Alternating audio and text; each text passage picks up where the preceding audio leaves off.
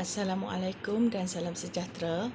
Saya Nohaja binti Maknur, nombor matrik 276620, ingin membentangkan hasil tugasan berkumpulan kami yang bertajuk A-Asia.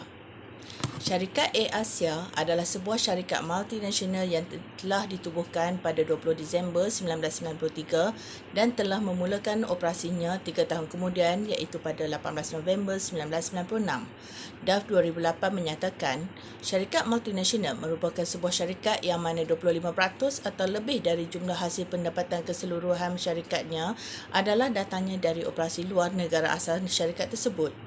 Pada awalnya, syarikat ini diasaskan dan dimiliki sepenuhnya oleh sebuah syarikat konglomerat Malaysia yakni DRB Highcom. Merujuk Kamus Dewan edisi keempat, konglomerat membawa maksud sebuah firma perniagaan yang besar yang terdiri daripada gabungan beberapa syarikat dengan tujuan untuk meningkatkan kecekapan melalui fungsi pemasaran, agihan dan pembelian. A-Asia adalah sebuah syarikat berhad menurut syekh dan sendirian berhad yang telah diberbadankan di bawah Akta Syarikat 1965. Syarikat A-Asia telah ditubuhkan semula pada 12 Disember 2001 dan dijual kepada seorang usahawan Malaysia iaitu Tan Sri Tony Fernandez dengan hanya RM1 Malaysia bagi satu unit sahamnya akibat hutang yang terlalu tinggi yang bernilai RM40 juta Malaysia. Tan Sri Tony Fernandez merupakan pengasas Tune Air Sdn Bhd yang telah memperkenalkan penerbangan tambang murah. Status syarikat A-Asia telah ditukar kepada syarikat Sdn Bhd kepada syarikat awam pada 8 Jun 2004. Kini, A-Asia Berhad diterajui oleh Yang Berbahagia Datuk Pahamin A. Rajab sebagai pengerusi dan pengarah, Tan Sri Tony Fernandez sebagai ketua eksekutif ataupun CEO dan pengarah, Encik Kamarudin Meranun dan Encik Aziz Bakar sebagai pengarah manakala Conor McCarthy dilantik sebagai direktor. Syarikat A-Asia mempunyai beberapa misi yang telah ditetapkan bagi memastikan setiap perancangan dan pengoperasian syarikatnya berjalan dengan lancar. Misi syarikatnya yang pertama adalah pekerja dilayan seperti ahli keluarga yang besar dan mempunyai syarikat. Misi syarikatnya yang pertama adalah pekerja dilayan seperti ahli keluarga yang besar dan menjadi syarikat terbaik untuk bekerja, mencipta jenama ASEAN yang dikenali dunia. Memiliki pekerja seramai 8,000 orang di seratan negara ASEAN yang terdiri dari negara Malaysia, Thailand dan Indonesia telah membuktikan bahawa A-Asia sebuah syarikat yang besar dan kukuh. Pada 1 Mac 2018, Ibu Pejabat Korporat A-Asia, Red Q, telah dirasmikan di Sepang. Kaki tangan A-Asia dan A-Asia X di Malaysia secara rasminya telah berpindah ke Red Q pada bulan November 2016. Direka dengan estetik perindustrian, pejabat tersebut yang berkeluasan 18,000 meter persegi dan boleh memuatkan lebih 2,000 orang kaki tangan. Kemudahan lain di Red Q termasuklah pusat jagaan kanak-kanak Lil Star, pusat fisioterapi, klinik All Star, gimnasium dengan jurulatih peribadi, pot tidur, kafeteria, kedai kopi T&Co, kedai salad dan gelongsor setinggi 3 tingkat. Red Q telah direka untuk para All-Star yakni para pekerja syarikat A-Asia bagi menjalani gaya hidup yang ceria dan sihat.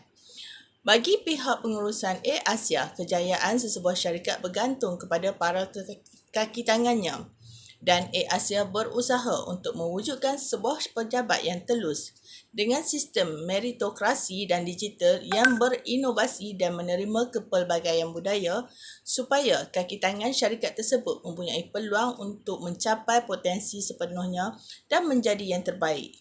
Kerana inilah A-Asia telah merangkul anugerah syarikat penerbangan tambang rendah terbaik dunia selama 9 tahun berturut-turut.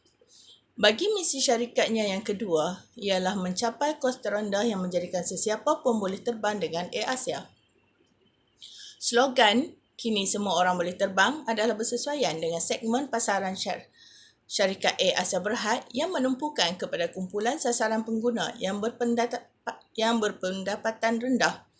Ini adalah kerana pengangkutan udara adalah salah satu dari perkhidmatan yang mendapat permintaan tinggi lantaran keperluan manusia untuk bergerak dari satu destinasi ke satu destinasi yang lain dalam tempoh yang singkat bagi menjalankan sesuatu urusan.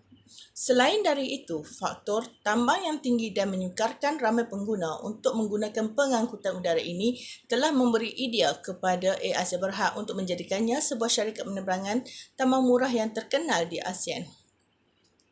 Mengekalkan produk berkualiti tinggi, merangkumi teknologi bagi mengurangkan kos dan menambah tahap mutu perkhidmatan adalah misi syarikat Air Asia yang ketiga. Dalam mengekalkan perkhidmatan dan produknya yang berkualiti tinggi, Air Asia Berhad sentiasa berusaha untuk terus memberi perkhidmatan yang terbaik kepada pelanggannya. Walaupun dikala kos bahan api yang sedang meningkat naik, syarikat ini tetap mengekalkan konsep penerbangan tambang murahnya. Ini bertujuan untuk terus menarik lebih ramai pelanggan untuk menggunakan perkhidmatan dari syarikat penerbangan tersebut. Selain dari mengekalkan harga tambang yang berpatutan, Air Asia telah memilih Salesforce NYSE CRM sebagai syarikat ternama global dalam pengurusan perhubungan pelanggan sebagai rakan kongsi strategik teknologinya dalam usaha syarikat penerbangan itu untuk memantapkan perkhidmatan pelanggannya untuk era digital. Syarikat penerbangan itu yang telah menamakan bahagian perkhidmatan pelanggannya kepada bahagian kebahagiaan pelanggan akan menggunakan produk Salesforce Sales Cloud, Service Cloud, Marketing Cloud dan Community Cloud sebagai sebahagian daripada strateginya untuk menawarkan perkhidmatan yang lebih pantas dan lebih pribadi untuk para pelanggannya. Ejen perkhidmatan Air Asia yang merentasi 8 negara itu kini mempunyai satu pandangan bagi semua kes daripada semua saluran sokongannya, sama ada melalui web, telefon, email, sembang langsung, komunikasi, lapangan terbang dan sejarah lengkap mereka membolehkan mereka menyediakan perkhidmatan peribadi yang lebih lengkap. Pihak Sales Community Cloud telah memperkasa komuniti sokongan Air Asia dalam 8 bahasa berlainan dan para tetamu boleh melayani sistem pengkalan data berpengetahuan serta membolehkan Air Asia meningkatkan taraf perkhidmatannya, taraf produktiviti dan keupayaan ejen perkhidmatan mereka seterusnya memacu industri penerbangan. Saya Syahrul Aswandi bin Ayub bernombor metrik 276695 yang ingin membentangkan tugasan kumpulan kami. Saya ditugaskan untuk membentangkan produk dan servis yang disediakan oleh Air Asia, iaitu syarikat yang kita sedia tahu, syarikat penerbangan. Antara produk yang disediakan oleh Air Asia iaitu Air Asia telah menerusi 3 rangkaian jenama yang tersendiri, iaitu Santan, Tea & Co dan Our Shop, yang kini yang kita sedia tahu pesat di pasaran dunia.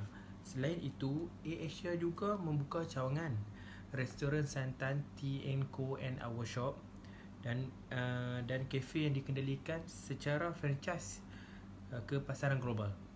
Seperti yang kita tahu, Air Asia juga menyediakan perkhidmatan kereta sewa bagi memudahkan urusan pelanggan dan menyediakan tawaran harga bagi hotel. Salam sejahtera, saya Diana Ajin Pereira, anak perempuan Richard Pereira, bernombor metrik 276490, ingin membentangkan pesaing-pesaing utama syarikat dan trend-trend serta isu-isu terkini syarikat. Tidak lama lagi, Asia bakal mendapat persaingan daripada sebuah lagi syarikat yang akan menawarkan penerbangan tambang rendah dengan penubuhan Citylink Malaysia Aviation. Malaysia bakal mempunyai sebuah lagi syarikat penerbangan tambang rendah yang baharu. Dijangkakan Citylink Malaysia Aviation akan mula beroperasi pada selewatnya pada tahun 2021. Selepas mendapat sijil pengendali udara AOC dari Lembaga Penerbangan Awam Malaysia. Pada peringkat permulaan ini, syarikat ini akan beroperasi menggunakan AOC milik Citylink Indonesia dan penerbangan sulung akan ditawarkan dari Kuala Lumpur ke Phnom Penh, Cambodia dan pada suku kedua. Dari sudut perspektif berbeza, Perkhidmatan yang bakal ditawarkan oleh Citylink mampu menyaingi pesaing yang sedia ada dalam industri selain yakin mampu menawarkan perkhidmatan yang lebih baik serta memastikan tawaran harga jualan kekal kompetitif. Menariknya, pelanggan akan menikmati tawaran bagasi 10 kg dan hidangan percuma dalam penerbangan, yang mana dua perkara ini tidak termasuk dalam harga murah pesaing mereka. Penerbangan baru ini akan beroperasi di lapangan terbang antarabangsa Kuala Lumpur KLIA dan lapangan terbang antarabangsa Pulau Pinang. Menurut mereka, tumpuan diberikan kepada laluan domestik. Dengan adanya Citylink pada 2021 nanti, selain AirAsia, Malaysia akan menjadi rumah kepada 3 lagi syarikat penerbangan tambang rendah, iaitu Malindo Air, Fly dan Maswing, yang juga merupakan pesaing utama kepada syarikat AirAsia. Trend-trend dan isu-isu terkini utama syarikat. Syarikat AirAsia memiliki slogan "Kini sesiapa pun boleh terbang". Itulah slogan yang memperkenalkan AirAsia berhad kepada penggunanya. Ia merupakan penerbangan nasional kedua di Malaysia dengan berpaksikan tambang rendah yang mampu bayar dan sesiapa pun. Khidmat AirAsia Berhad mendapat permintaan yang tinggi. AirAsia Berhad adalah sebuah syarikat berhad menurut syar dan sendirian yang boleh diperbadankan di bawah Akta Syarikat 1965. Di sebelah itu, syarikat AirAsia merasa tidak perlu memenuhi permintaan penerbangan Malaysia MEFCOM yang meminta butiran lanjut mengenai di kaunter Immigration KLIA 2 kerana ia merupakan tanggungjawab Suruhanjaya tersebut selaku badan dibangkit. Kelemahan dan kegagalan MEFCOM dalam mengambil tindakan membuktikan bahawa ia mengabaikan tanggungjawab dalam melindungi hak pengguna penerbangan. Dari sudut lain, pada Oktober 2020, AirAsia dan AirAsia X mengesahkan bahawa penerbangan tambang rendah itu terpaksa menghentikan 10% tenaga kerja daripada jumlah keseluruhan 24,000 tenaga kerjanya kini kerana pandemik COVID-19 yang melanda di seluruh dunia, termasuklah Malaysia sendiri. Yang langkah ini terpaksa diambil berikutan realiti sektor penerbangan yang sukar pulih dalam masa terdekat kerana sempadan setiap negara ditutup dan aktiviti pelancongan antara negara di dunia juga turut merundum pada tahun 2020. Hal ini menyebabkan semua syarikat penerbangan di dunia mendapat kesan selain dari syarikat AirAsia, manakala pada awal Jun 2020, AirAsia telah mengurangkan lebih 250 tenaga kerja akibat penurunan pandemik COVID-19 ini. Menurut Affin Wang Capital, menjangkakan Asia Group akan melaporkan kerugian lebih 1.1 bilion pada 2020 selepas penerbangan itu memutuskan menghentikan sementara operasinya berikutan pandemik COVID-19. AirAsia juga turut menggantungkan kesemua penerbangan antarabangsa serta domestik yang dikendalikan oleh AirAsia Malaysia.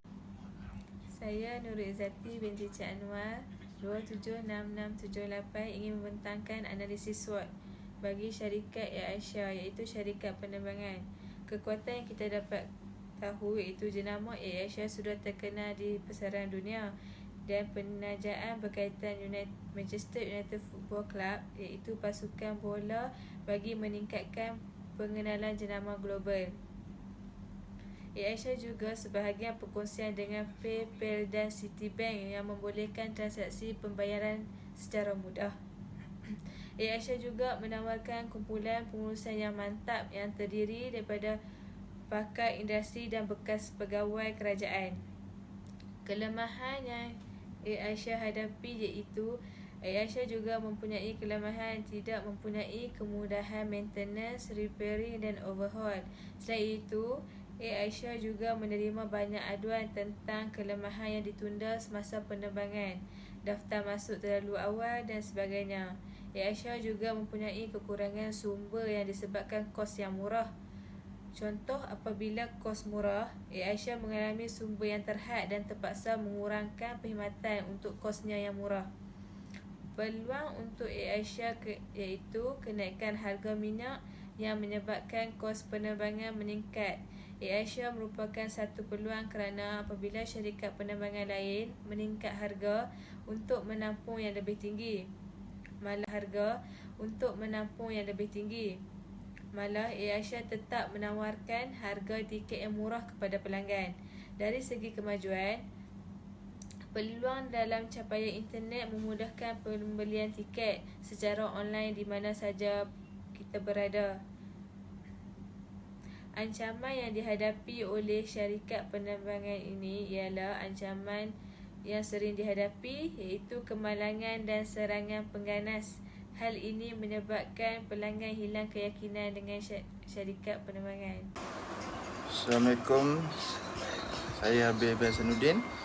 Nombor matrik 276501. Saya akan bentangkan tentang hala 7 syarikat AirAsia. AirAsia di landasan tepat ke arah menjadi syarikat penerbangan digital. Syarikat penerbangan tambang rendah LCC terbaik dunia. AirAsia berada di landasan tepat ke arah menjadi syarikat penerbangan digital. Hasrat ini mampu direalisasikan melalui pelan syarikat penerbangan itu untuk meningkatkan pengalaman penerbangan udara melalui pendigitalan, menjadikan Terminal 4 T4 lapangan terbang Changi dikini sebagai model lapangan terbang buat masa depan untuk LCC. Menurut Ketua Pegawai Eksekutif Kumpulan Tan Sri Tony Fernandez, syarikatnya sudah mengambil beberapa langkah proaktif dalam menyediakan penumpang pengalaman pra penerbangan, perjalanan dan pendaratan lebih efisien dan lebih lancar. Pemindahan operasi kami ke Terminal 4 di Changi adalah satu langkah ke arah menjadi syarikat penerbangan digital. Hasrat kami adalah memudahkan perjalanan udara penumpang kami. Kami bekerjasama dengan Changi Airport Group, CAG, memanfaatkan sistem Fast and Seamless Travel, FAST, untuk kami beralih ke arah pendigitalan lapangan terbang kami. Peningkatan penjimatan dan kecekapan yang diperoleh dari sistem FAST sejajar dengan usaha kami untuk mengekalkan struktur kos terendah serta visi kami untuk perjalanan selancar yang bermaksud tambang yang lebih rendah untuk tetamu kami dan jumlah penerbangan akan bertambah di Changi, kata Fernandez ketika ditemu bual oleh media. Tambahnya, AirAsia memanfaatkan daripada kemodenan T4 apabila CAG memahami bagaimana LCC berfungsi. Mereka memahami nilai yang dibawa oleh syarikat penerbangan kos rendah kepada lapangan terbang tersebut dan ekonomi secara keseluruhan. Sistem FAST amat pantas dan ia merupakan sistem buat masa depan. Kami amat teruja untuk bekerja dengan pengendali lapangan terbang bertaraf dunia seperti CAG yang memahami keperluan pendigitalan untuk tingkatkan lagi pengalaman di lapangan terbang, katanya. AirAsia mengalihkan operasinya di Singapura ke Changi T4 dari Terminal 1 pada 7 November 2017. Terminal serba canggih dengan sistem automatik sepenuh itu menampilkan kios daftar masuk secara automatik. Kesemuanya disokong oleh teknologi pengecaman wajah tanpa memerlukan kaki tangan untuk mengendali kaunter secara fizikal. Sementara itu, AirAsia juga akan bekerjasama dengan Palantir, sebuah syarikat perisian dari Amerika Syarikat, untuk melakukan satu sistem kemasukan selamat untuk mempercepatkan proses imigresen mengatasi lapangan terbang di ASEAN. Syarikat itu juga mahu meningkatkan proses operasi keselamatan dan perniagaan dalam kumpulan dengan menggabungkan data dari pelbagai sumber. Cadangan strategi pemasaran AirAsia Berhad. Bahagian ini akan membincangkan mengenai strategi pemasaran syarikat AirAsia. Aspek yang dibincangkan ialah penembusan pasaran, masuk ke dalam pasaran menimbul, pembangunan pasaran, potongan harga, pembangunan produk baharu, kepelbagaian produk atau perkhidmatan yang tidak berkaitan dengan teras utama syarikat. Cadangan yang pertama, menjalin usaha sama Malaysia Airlines System. Asia perlu menjalin usaha sama dengan Malaysia Airlines System yakni MAS sebagai syarikat penerbangan Malaysia. Asia dan MAS perlu bekerjasama untuk mengurangkan kapasiti jadual dalam sektor penerbangan domestik. Hal ini bertujuan untuk mengelakkan lebihan kapasiti dan pembaziran sumber sepanjang tempoh perkhidmatan rendah yang luar biasa. Sebagai contoh, sempena menyambut Ramadan yang mulia bagi umat Islam di negara ini, permintaan penerbangan adalah berkurangan, termasuk juga sektor pelancongan kerana umat Islam berpuasa sebulan. Oleh itu, sepanjang tempoh ini, Asia dan MAS perlu bekerjasama untuk menjimatkan kos masing-masing. Cadangan yang kedua adalah kumpulan sasaran. Asia telah menyediakan perkhidmatan penerbangan tambang murah kepada golongan berpendapatan sederhana. Saya mencadangkan agar Asia juga turut mengsegmentasikan pasarannya kepada para pelajar sebagai kumpulan sasaran baru. Hal ini demikian kerana Asia turut menghadapi ancaman pesaing perkhidmatan gantian seperti bas dan kereta api dalam negara. Oleh itu, cadangan bagi Asia agar memperkenalkan kad pelajar atau sistem ID pelajar yang lebih menjimatkan kos dengan memberi harga diskaun kepada para pelajar. Cara ini dapat menarik para pelajar untuk memilih Asia sebagai pengangkutan utama untuk pulang ke kampung sebagai alternatif lain selain daripada bas dan kereta api. Ini berikutan kesesakan lalu lintas dan peningkatan kadar kemalangan jalan raya yang mengorbankan banyak nyawa di negara ini. Hal ini membolehkan Asia dapat bersaing dan dengan mengambil peluang ini kerana Asia mempunyai kelebihan dalam penjimatan masa perjalanan dan keselamatan yang lebih terjamin di samping harga yang berpatutan. Cadangan yang ketiga adalah penembusan pasaran.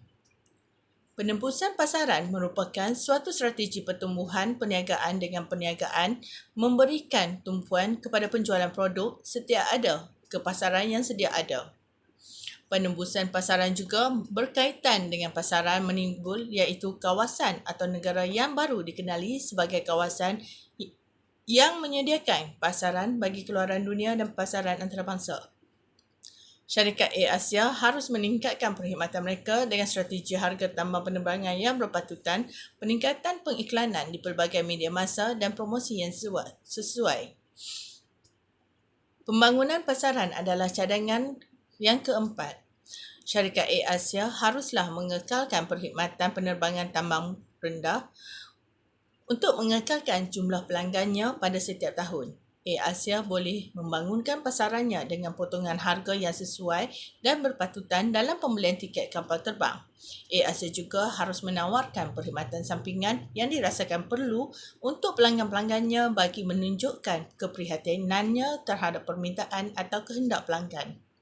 Cadangan yang kelima adalah pembangunan produk. Penjenamaan merupakan satu komponen yang titik berat oleh Tony Fernandes untuk membawa Asia ke tahap yang lebih tinggi serta mampu bersaing dengan syarikat penerbangan besar yang lain. Asia harus mengamalkan kaedah kerja yang lebih fokus untuk memberi peluang kepada setiap orang supaya mereka mampu terbang dengan Asia.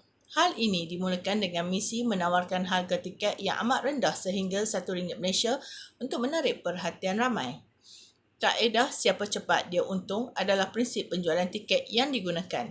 Jika pelanggan membeli tiket untuk penerbangan sebulan dari tarikh pembelian, kemungkinan besar individu akan mendapat membeli tiket pada harga yang lebih rendah berbanding jika tempoh perjalanan yang lebih dekat dengan tarikh pembelian tiket. Strategi pembelbagaian adalah cadangan yang keakhir. Strategi pembelbagaian merujuk kepada peniaga memperkenalkan kategori produk baru ke pasaran baru. Pembelbagaian ini merupakan produk atau perkhidmatan yang tiada berkaitan dengan teras utama syarikat. Cadangannya ialah selain menjalankan aktiviti penerbangan tambang rendah, syarikat Asia boleh menjadi pemaju rumah di Pulau Bali yang juga merupakan tempat pelancongan dengan menjual rumah yang dibinanya kepada penduduk Bali dan bukan kepada pelanggan Asia. Asia menerapkan konsep pembelian rumah yang murah dan berpatutan dengan menumpukan kepada golongan yang berpendapatan rendah. Penutup, melalui tugasan yang dilaksanakan, rakyat Malaysia haruslah berbangga dengan tahap kejayaan yang diperolehi oleh AirAsia. Keupayaan mencapai kedudukan sebagai pemimpin pasaran dalam industri penerbangan tambang rendah ini adalah hasil daripada perancangan strategi yang teratur serta teliti. Namun, kesan arus globalisasi yang sedikit sebanyak turut mengancam sesiapa sahaja yang mencuburi bidang perniagaan, umumnya terutama industri penerbangan tambang rendah yang diaplikasikan oleh syarikat Asia. Syarikat Penerbangan Asia juga telah merancang segmen pasaran yang mendapat sambutan orang ramai dengan penerbangan tambang rendahnya. Tamat pembentangan daripada kumpulan saya. Sekian, terima kasih.